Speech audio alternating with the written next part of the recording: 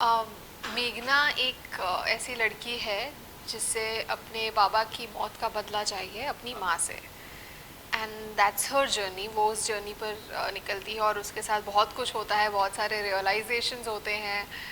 और of course 1920 है तो बहुत सारा हॉरर भी है, लेकिन हॉरर के साथ साथ ढेर सारे इमोशंस हैं, ड्रामा है। तो आई एम ग्लैड कि मुझे ये करने का मौका मिला क्योंकि इसमें बहुत कुछ करना है।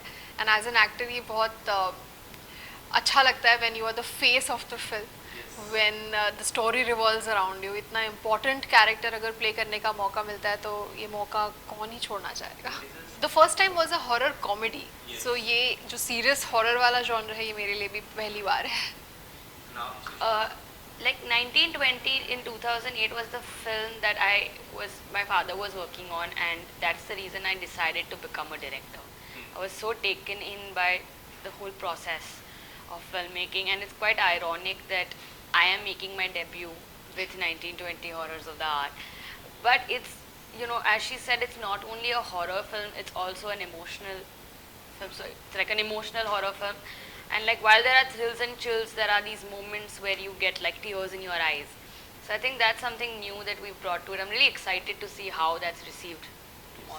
It's our very successful franchise, I think you can call it. And post COVID there was a time when films are not getting any release as such. It's a tough market, it's a tough situation, and in that scenario 1920 is something that we thought would reach the theater. At the same time, it ended up being a very very strong script.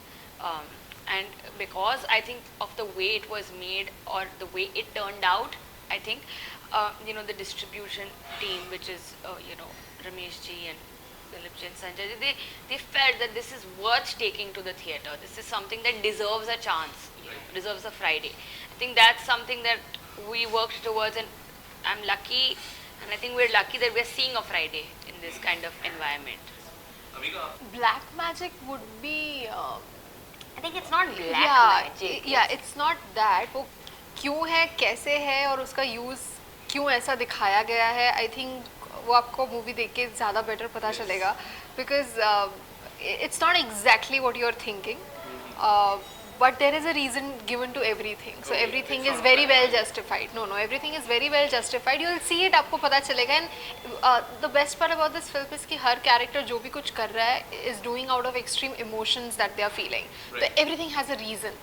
तो मज़ा आएगा देखने में। Dialogue था जब आपने कहा था कि मैं बदले की भाव है बट मैं हैप्पी नहीं हूँ, उस डायलॉग के पीछे अगर कुछ बताना चाहोगे किस तरह से वो सारी चीज़ें हैं? That is the most important twist भी बोल सकती हूँ और कॉन्फ्लिक्ट भी बोल सकती हूँ मेघना के अंदर, क्योंकि वो कहती है कि ये बदला तो मेरा था लेकिन मुझे खुशी क्यों नहीं हो रही। And I think that becomes the whole driving point of the film, क्योंकि यहाँ से काफ़ी रियलाइजेशन होते हैं उसे, क्या वो सही कर रही है, गलत कर रही है, क्यों कर रही है, क्या उसका इंटेंशन सही था नहीं था, जो भी है वो सब उसके बाद पता चलता है। सो आई थिंक वो एक बहुत ही इम्पॉर्टेंट डायलॉग था फिल्म में, which is why it was in the trailer.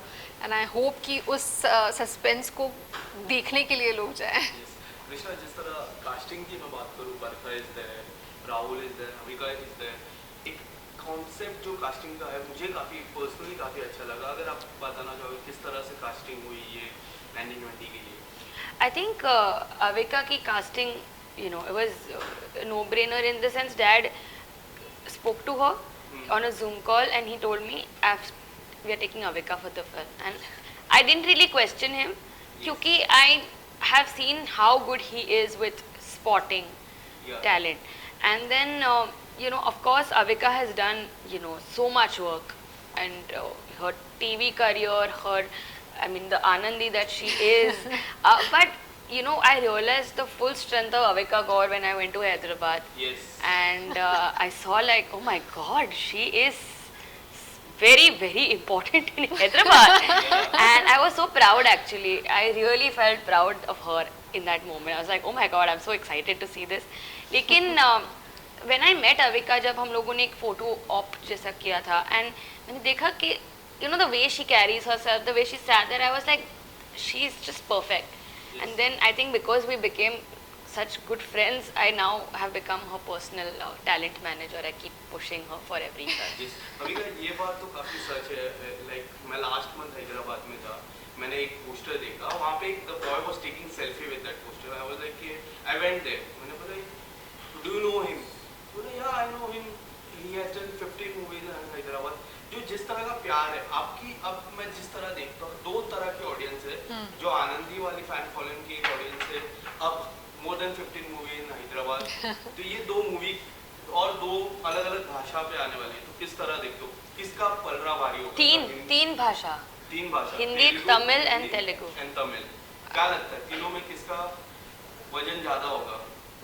मतलब दिल से चाहती हूँ कि हर जगह ही हर लैंग्वेज में ये मूवी बिल्कुल ही छा जाए, बिकॉज मेरे लिए भी ये मूवी बहुत स्पेशल है and it's a big step. ये बहुत बड़ी मूवीज़ है। आज जब मैं सुनती हूँ कि 4400 से ज़्यादा शोज़ होने वाले हैं, ये कितनी भी मैंने साउथ फिल्म में की, इतना बड़ा नंबर मैंने नहीं सुना है। So for me also it's a very big step. तो मैं डेफिनेटली चाहूँगी कि हर लैंग्वेज में लोग देखें। एंड रही बात जो प्यार हैदराबाद से या तेलुगु इंडस्ट्री से मिलता है, वो I am very grateful for. And क्योंकि इतने सालों से वो मूवीज़ करती आ रही हूँ, तो लोगों को वो अपनापन फील होता है जो यहाँ पे आनंदी की वजह से होता है। सो आई थिंक वो कनेक्शन बन गया है उस ऑडियंस के साथ भी। एंड आई होप कि तेलुगु ऑडियंस जो है, जिन्हें फैमिली ड्रामास, जिन्हें फैमिली इमोशंस की बहुत कदर है, और वो ऐसी मूवीज़ बहुत अप्रिशिएट करते हैं जो मैंने पास में की हैं, उनमें से भी काफ़ी लोगों ने फैमिली ड्रामास को बहुत ज़्यादा पसंद किया है। And this one also revolves around a lot of emotions and family, so I think people will like it. जो आपका एक किरदार था आनंदी का, वो डब वो पूरी सीरीज तेलुगु ऑडियंस के लिए, हैदराबाद के लिए स्पेशली वो हो चुकी है ऑलरेडी, एंड 4 बार रीटेलीकास्ट हो गई है। एंड आई थिंक वहाँ पे मैंने काम करना शुरू ही उस शो की वजह से किया था। So they know the impact of Anandi, so they are aware of it. Yes, and there is one news that like अब काफी फैल रही है ये न्यूज़, जो रिप्लेसमेंट था किसी का बाय किसी की। ओहो, What would you like to say about this is the one film I am spoken about, लेकिन ऐसे 50 होंगे। तो ये होता रहता है, इट्स नॉर्मल। इसके लिए क्या आप कुछ कहना चाहोगे?